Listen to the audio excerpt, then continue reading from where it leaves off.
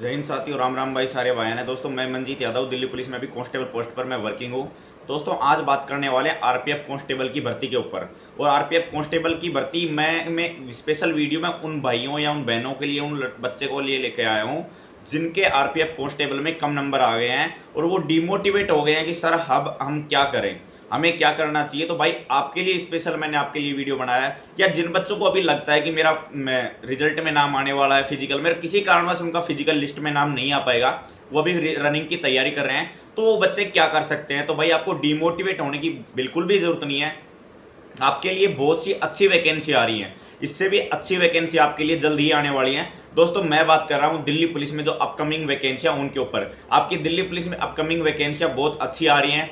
अब वो दिल्ली पुलिस की वैकेंसी को मैं आरपीएफ कांस्टेबल की वैकेंसी से रिलेटेड क्यों कर रहा हूं, उसके पीछे एक रीजन है दोस्तों। क्योंकि सेंट्रल गवर्नमेंट की जॉब है, वो रेलवे पुलिस की भी कांस्टेबल की नौकरी है, वो भी सेंट्रल गवर्नमेंट की जॉब है। ऐसे ही दिल्ली पुलिस कांस्टेबल की जो जॉब है वो भी आपकी सेंट्रल गवर्नमेंट की जॉब है। तो दोनों सेंट्रल गवर्नमेंट की जॉब है, पहली बात तो ये है। दूसरी चीज ये है कि जो सैलरी आपको मिलती है आरपीएफ कांस्टेबल में, उतनी ही उससे थोड़ी ज्यादा ही सैलरी आपको दिल्ली पुलिस कांस्टेबल में देखने को मिलती है। तो दोनों चीजें यहाँ पे भी कॉमन रखती हैं सेंट्रल गवर्नमेंट जॉब के अलावा। एक तीसरी चीज जो इसमें आपका एडवांस है कि आपका फिजिकल है, वो फिजिकल भी आरपीएफ कांस्टेबल का लगभग जैसा है वैसा है, दिल्ली पुलिस कांस्टेबल का सारी चीजें लगभग बिल्कुल सेम है। और चौथा चीज जो सबसे ज्यादा मायने रखता है कि आपका एग्जाम, और एग्जाम में भी आपका सिलेबस यानी मैथ, रीजनिंग और जीके, वो भी लगभग आपका बिल्कुल सेम है। 120 नंबर का आरपीएफ कांस्टेबल में होता है, तो वहां पे 100 नंबर का एग्जाम होता है। और मैथ, रीजनिंग और जीके वही आपके आरपीएफ कांस्टेबल में देखने को मिलते हैं। तो वहाँ मैथ, रीजनिंग, जीके और 10 नंबर की कंप्यूटर आपको एक्स्ट्रा से पढ़नी पड़ती है, जो कि जीके के पार्ट में हम काउंट कर लेते हैं। तो आपका लगभग सिलेबस दोनों जगह देखे तो बिल्कुल सेम है। तो आपकी अपकमिंग वैकेंसी दिल्ली पुलिस की है दोस्तों, वो सितंबर में देखने को आपको मिलने वाली है। सितंबर में उसके फॉर्म भरे जाएंगे। लगभग वैकेंसी की बात करें तो 5400 के समथिंग आपकी वैकेंसी इस बार आने वाले हैं दिल्ली पुलिस कांस्टेबल की। और हो सकता है दोस्तों उन 5400 वैकेंसियों में आपकी इंक्रीज भी हो सकती है। अभी जो डाटा निकल के आ रहा है उसके हिसाब से 5400 वैकेंसी है, बट जब तक सितंबर में फॉर्म निकलेंगे हो सकता है वैकेंसी वो 6000 तक पहुंच जाए। तो आपकी वैकेंसी 5500 के समथिंग वैकेंसी है, तो आपको कंफर्म देखने को मिलने वाली है, मेल और फीमेल दोनों को मिलाकर।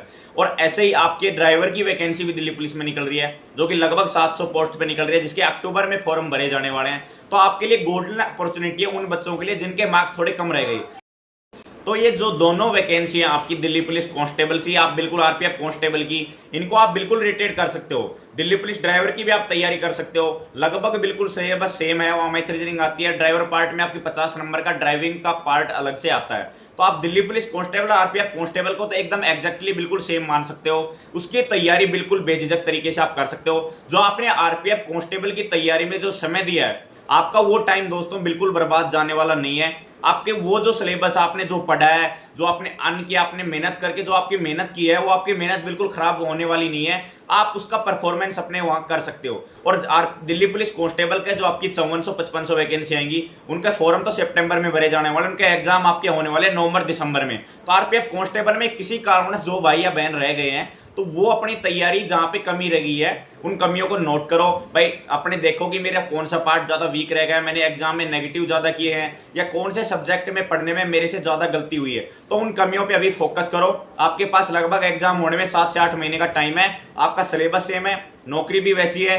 दोनों चीजों में किसी भी तरीके से मिला के चलेंगे तो आपकी दिल्ली पुलिस की जॉब है जो सबसे बेस्ट है।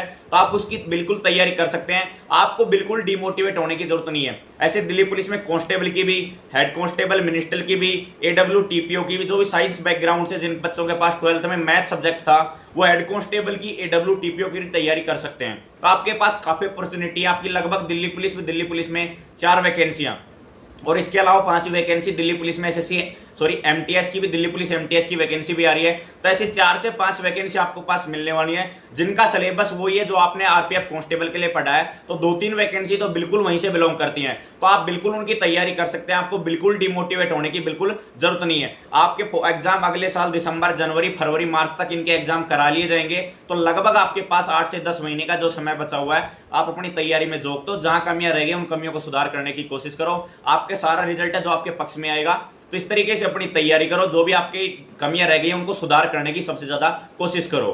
तो ऐसे दोस्तों आपकी कोई डाउट रह गया हो तो कमेंट बॉक्स में डालना, आपका रिप्लाई जरूर करेंगे। जय हिंद साथियों।